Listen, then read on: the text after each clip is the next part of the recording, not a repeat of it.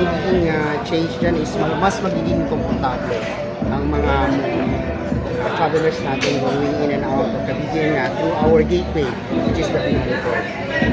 Sinasabi ko po mas magiging komportable dahil nandyan po ang bagong port operations building natin na in-inspect na ating President earlier na mas malaki na rin po ang kapasidad. In terms of passenger capacity, nasa 400 na yan ang combined na handling capacity na. Within the years, sir, may nagka-issue po noon, parang congestion na nangyari. Sa issue sa congestion Ano po yung ng Joel mga Maria po rin adjustments na ginawa natin? sa Tsaka, part siyempre, ng may sa mga season tayo per year. ko dayo po na Gagawin natin para hindi po ulit yung ganun. Opo, gamit yung yung mga nag-issue po ay mas pinapagiging na po natin ang improvement sa ating procedure po sa mga pasahero na bibili po ng tickets. Kaya po ang ating port operations building ay mayroong bagong ticket office kung saan dyan po didiretso ang mga pasahero. Pag sila ay lalayan, pupunta po sila sa port operations building, makakapili sila ng ticket at right there and then within that facility ay maaari na silang pumasok para maghintay na lamang ng bago kanila sasakyan. So wala na po yung parang open ticket, sir, yung blanco yung date tsaka yung oras. Ayan po ay ating po natin in-address, ating pong kinoordinate ang shipping line na hindi po dapat nag-issue ng blank na ticket. Dapat po ang bawat pasahero po bibili ng ticket, nakalagay po ang kanilang pangalan sa kanilang ticket sa oras at petsa na kailangan sila po. PM, yung ni-mention ni PBBM kanina na i-connect Hagna, Balingguan, and here in Camiguin. Opo. In fact, meron po tayong current connection, Balbagon, Hagna po yan na connection na kanya nga lamang po nabanggit din na nasa proseso pa po tayo ng pagpapabuti ng ating pasilidad sa Port of Balbagon. Oo.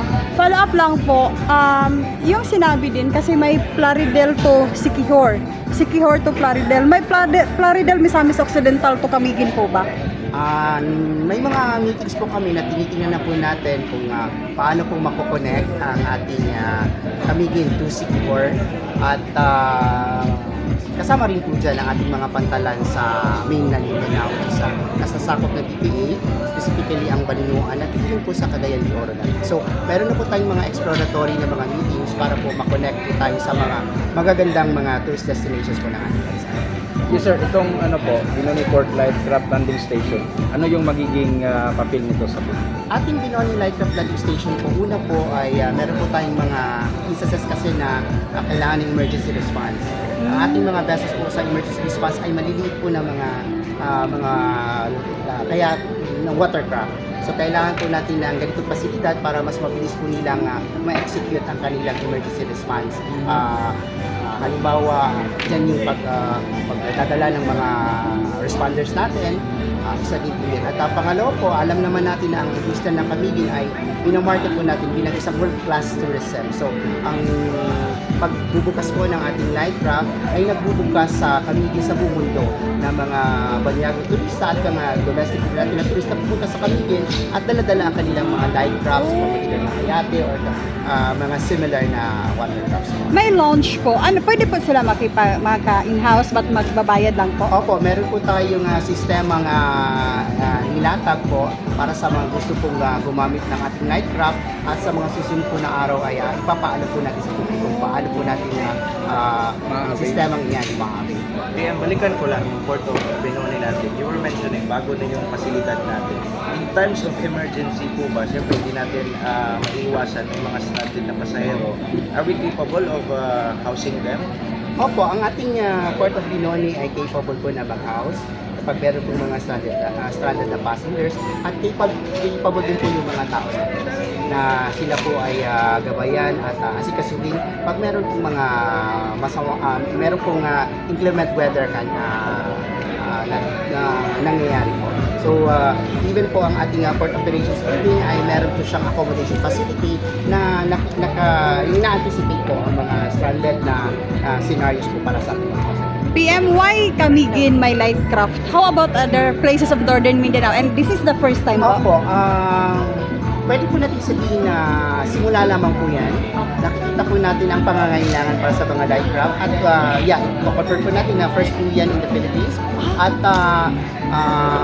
opo, ang light craft po ay first, at least po sa PPA ports natin, ang mga pantalan na pinamamahalaan ng PPA. At sa mga susunod na araw, pag makikita po natin ang response po ng ating market, maaari po tayong maglagay din po ng ibang facility sa ibang panig ng Pilipinas para po mas ma-avail na ating mga kababayan at mga banyagang mga turista din ang ganitong klaseng moderno at magandang pasilidad na provided po.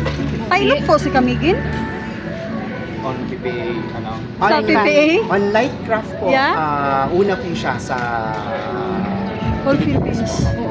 Sir, may enough employees po ba na mag-maintain po ng facilities considering it is a government run? Opo, pag pinaplano po natin sa PPA, kasama din na po dyan ang pag-operationalize po ng ating pasilidad. In fact, ang mandato po sa atin is as soon as na-inaugurate po ang isang pasilidad, kailangan na pong inating Paano po ba yun ang setup ng one-stop shop transaction na pinaplano na mangyari dito? Pag sinasabi po natin yung one-stop transaction, kung ang ating light craft po na papasok ay halimbawa Banyaga po, nandiyan po yung requirement po ng CFS. So we are already on that aspect po na siguraduhin na magiging seamless po yung pagdating nila, sila ay magpapahinga or mag-explore pa sa isa ng Camiguin at pag-alis nila, naka-align po yung mga proseso po sa pagdating po sa ganyan aspect. So we are leveraging good maritime tourism for our kaning mga tao na hindi talaga dito nakatira. Yung mga dayo. Yeah, that's only one part of the market, but we do not also discount the fact that our Filipino domestic tourist market is also has also interest in using our facility here in the light craft station. Minimal lang po PM ang babayaran dito. Ang babayaran po ay meron po taripa dyan na Standard. naka-prescribe si PPA at ipapaalam po namin sa publiko as soon as na-finalize na po natin ang mga ganyang detalye sa paggamit ng ating facility. PM, how will the